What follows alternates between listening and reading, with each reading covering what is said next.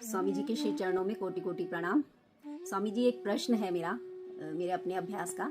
गुरुदेव, अपने अभ्यास में कभी कभी दिखता है कि निरंतर सद्गुरु सत्संग में बैठते बैठते भी माया कब बलात् हठात खींच लेती है, ये भान ही नहीं हो पाता और देह अध्यास इतना हावी हो जाता है कि आदरणीय अनु जी ने पूछा है कि अभ्यास में कभी कभी दिखता है कि निरंतर सद्गुरु सत्संग में बैठते बैठते माया हठात बलात् खींचती है, ये भान ही नहीं होता, देह अभ्यास हावी हो जाता है, लगता है जैसे मैंने गुरु के पुरुषार्थ को समझा ही नहीं, गिलानी होती है। देखिए, हमारे जन्मांतर के जो संस्कार हैं वे सारे संस्कार विशेषकर हमारे जो चित्त में, मन में, बहुत गहरी हमारी चेतना में संस्कार हैं, वे जगत के, तो जागतिक अनुभव हमारे अधिक है। तो जब भी हम ध्यान में बैठेंगे, विचार करेंगे, किसी प्रकार का आध्यात्मिक अभ्यास जब भी हमारे द्वारा होगा, तो वे संस्कार ही हमें अपनी ओर खींचते हैं, जागतिक। और चूंकि हमारा शरीर 3 चीजों से मिलकर बना है, ये जाति, आयु, भोग, भाग्य, प्रारब्ध।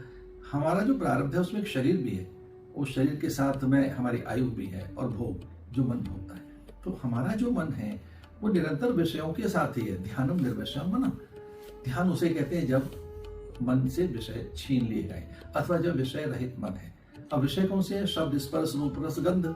तो चूंकि हम निरंतर शब्द, स्पर्श, रूप, रस, गंध के अध्यासी और अभ्यासी हैं, इसलिए मन वहीं जाता है। नंबर 2, मन की कोई सत्ता है ही नहीं। मन तो विचार का नाम है, मन तो प्रकृति से बना है, मन प्रकृति से पृथक की सत्ता है ही नहीं। तो मन जब भी विचार करेगा, प्रकृति के विषय में विचार करेगा, जागतिक, भौतिक अथवा पदार्थ और दृश्यों के विषय में विचार करेगा। क्योंकि मन उन्हीं से बना है, उसी में रमा है, वही वो है।